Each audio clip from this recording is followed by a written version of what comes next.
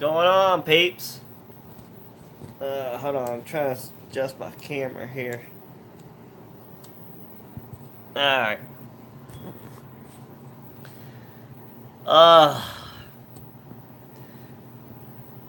Sorry. Waiting for my food to digest here. I just ate some Domino's pizza. It was delicious.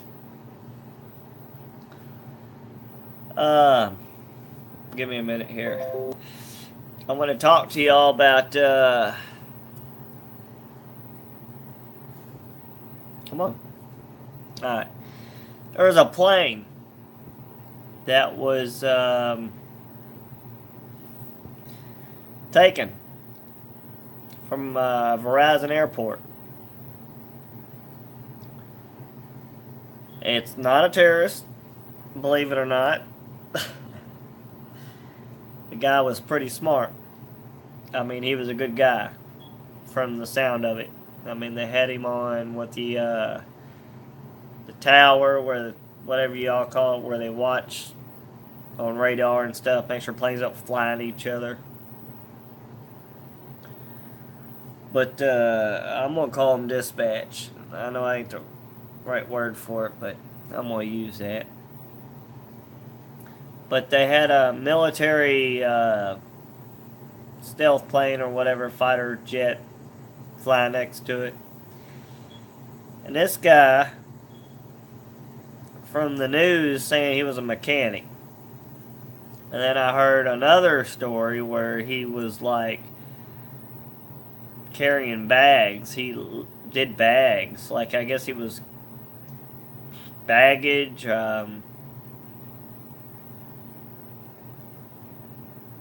cargo, I don't know, carousel, whatever they call that. But he lifted a lot of bags, and he was being paid minimum wage. Okay?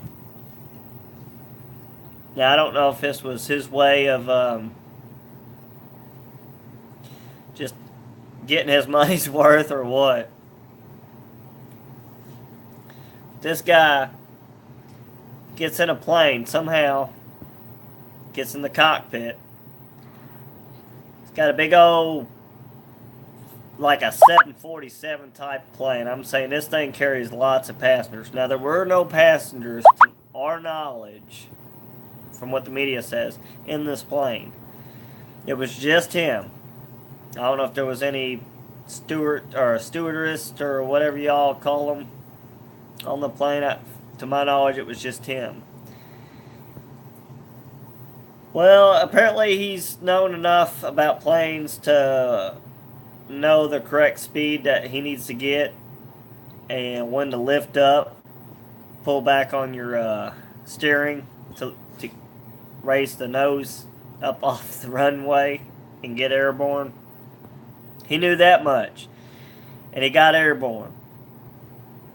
After that, he just took the plane for a joyride.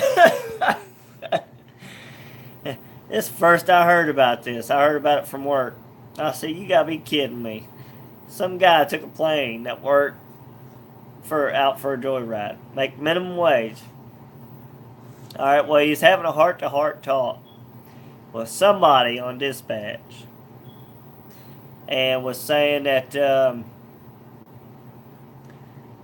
he's got family, he's got people that love him a lot, and they're going to be disappointed that he did this. He's got some screws loose up in his head that he didn't know about until then, when he had the plane up in the air. So, he's joking around with these flight controllers or whatever you call them people, and just trying to make light of the conversation.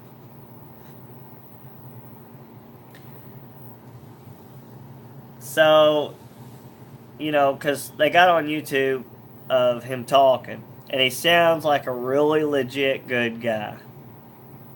I really like this guy, and from what I read about him, he's a good guy. He's a really good guy. It's just sad to hear that he did this.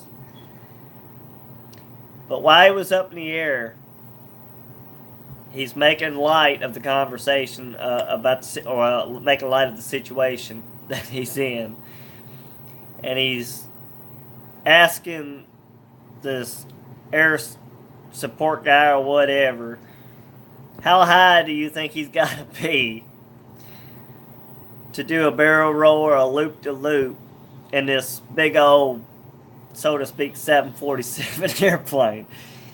And everybody was shocked that this guy was able to do this in this plane, because he wanted to see what this thing could do. In his head, and I understand where he's coming from, in his head, he had it that he could get in this plane, just take it out for a joyride, and he played video games, and he mentions that on through this air dispatcher thing to whoever he's talking to, that he's played video games, he knows a little bit about what he's doing, and he gets up to the height that he needs to be, and without cussing, I crap you not, this guy takes his plane, and he's way up in the air. He gets just enough distance to take his sucker and starts nose diving, or not nose diving, but he just gears it up. He gears it up, gears it up, gears it up, gears it up, and he just loops it around. Yeah, Suso, hey, how you doing, bud? Thank you. I'm glad you joined the channel. Yeah, I heard he crashed. I'm not trying to get to that point yet in the conversation, which now I have, thanks to Suso. This guy, though, he loops the loop, and he looks like he's getting ready to crash into this water, and there's people, on their cell phones taping him, and it shows him just hovering above the water. He goes back up, he's flying around, and he's in residential areas at first. And there's people that say he's looking for a place to land. But this guy is such a good guy. He knows what's right and what's wrong. But something else he's talking about while he's up here in the air. He says, so they're wanting him to land at this airfield strip. He's worried about getting shot down. And he's worried also about these people roughing him up if he goes to land down there. So he don't want to do any of that. He's not trying to get roughed up. So he's flying around still. I think he's up there for about an hour. And he's talking about the Olympics. I mean, it's just all different stuff he's talking about while he's up there. He's wanting to fly over to the Olympics and look at that. He's got a beautiful view up there he's talking about. It's just, when I heard this, I was laughing my ass off. It's crazy. I was laughing just because I could picture myself. Not really. I'm not that kind of a guy to just go take a plane out for a joyride, even if I worked there. Because I don't think he realized that he had to land that thing.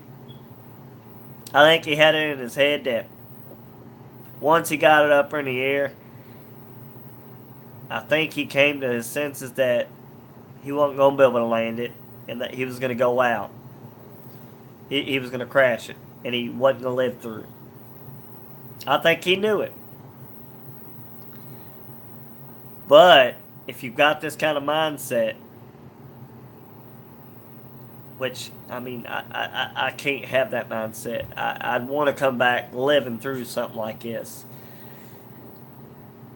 But to take a plane, a big plane, that's $1 million plane, multi-million dollars, just take it out for a joyride, and do a loop-de-loop, maybe a barrel roll on top of that. I heard through the grapevine that he did a barrel roll or something. And then he takes it into an island, near this island, which, by the way, there weren't no people, from what I get of the information, on this island. They had some homes, set up on that island, but there was very few people there, like around that area. But to my knowledge, nobody got hurt except for the guy that was on the plane. Apparently he died. And I was curious if he did die or not, but I was talking to my neighbor across the street. Well, he lives next door, and he was telling me he died. His wife was telling me that. And it's just sad. It really is, because this guy, just from the sound of him, he was a great guy. Good guy. It just sounded like he just wanted to take the plane out for a joyride, you know? But he was making light of the conversation up while he was up there, and he said, "You think if I land this thing safely and everything comes out alright, they'll give me a job as a pilot?" And that guy was like, "Well, at this point, if you can land this thing or do whatever that you need to do to get this plane landed safely," he said, "I'm pretty sure they'll give you anything you need." And he was like, "I doubt that." And then it pointed to the camera of where this guy crashed his plane into this like wooded area on this island. But I feel for the parents, and I just hope they know and realize. I doubt this video will get that far to their parents, but I just hope they know that from the sound of this guy, I have no problems of thinking that this guy was some kind of terrorist or anything like that. I honestly think these parents should know that this child of theirs knew that they was going to be unhappy for his actions that he had taken. But this is something he wanted to do, obviously. I mean, he thought long and hard about doing this before he did it. And he put some thought process into this. He didn't fly it over he didn't crash it into a bunch of people. He made sure it was out toward the ocean, near an ocean, to try to land it. And if I was to ever do something like this, which I wouldn't, I know without a doubt, in my mind, I wouldn't do this. But I'm just saying, if I was that into planes or went off that deep end area of depression or whatever, not to say this guy was depressed or nothing, but I think he just wanted to go out for a joyride. But all I'm getting to the point is he did great, because I'd have done the same thing. I would have stayed away from the population. I would have took the plane out someplace, an ocean or somewhere that was limited on people, and tried to land it, knowing that I might die, but if I did die, that I wasn't going to hurt other people around me. And he did just that. He made sure of that. I mean, that's a guy that's not a terrorist. It's just sad. It really is. But on the light end of it, I enjoyed his conversation that he had with the air traffic support, how he made light of the situation. That's what got me attached to this guy, just within that 10-15 minutes or less of hearing him. That much of it I got to know him. And it's sad. It really is sad. I wish he would have survived it. I was hoping he would survive it.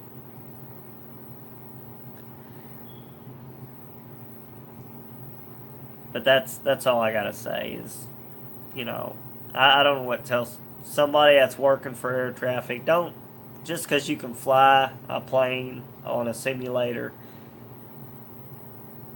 don't do that. Don't go out and decide that you're curious to see what it's like in reality. I mean, if you got that much of an issue, want to know what reality, what a plane's like, take some flight lessons. I mean, fly. You don't have to go out and pick the biggest plane that you. 747 or whatever. Not that that was a 747, but that was a big plane. I mean, go out and buy or try a Cessna or some kind of like 1 or 2 manned airplane. Fly that. Do a loop de loop with that. Gee whiz, don't go out and look for the biggest plane and decide that you're going to want to try to go.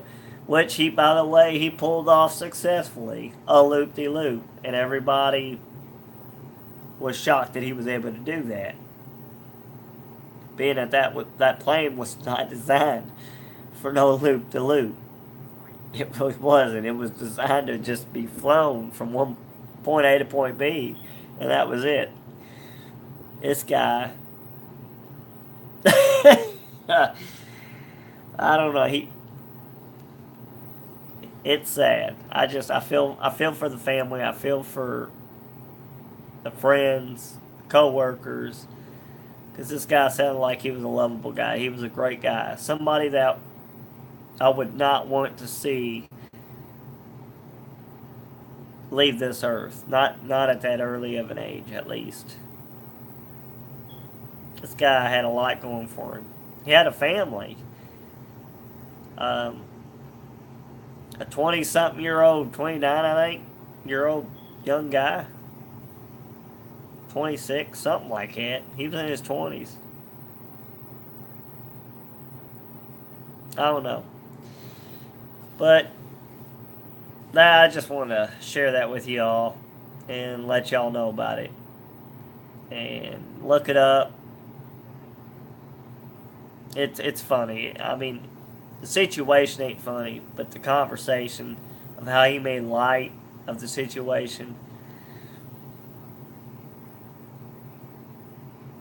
I can't stop thinking. This guy, I really love this guy. I don't even know him, but I loved his personality. It's sad. So, I'm sorry for the family, and God's with you. And many, many people are praying for y'all. I know we are, because I'm one of them. Just know that your son loved you, all y'all, and this is something he just wanted to do. I mean, I don't know if he was, I don't know if he caught confused. Um, I don't know. But he wanted to go out and fly a plane, and he tried.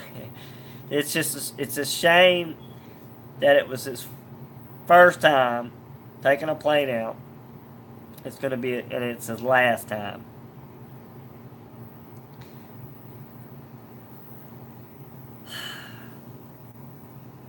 But all I gotta say is he was doing something that he enjoyed, because he enjoyed it while he was up there. He really did. I mean, I could tell he enjoyed it. That's all I gotta say. I don't want to start saying too much more, because I'm gonna start crying and breaking down or something. It's just, I got a lot of feelings into this. I don't know what to say. I love y'all. Be safe out there. Don't try nothing stupid. And God bless y'all. Bye.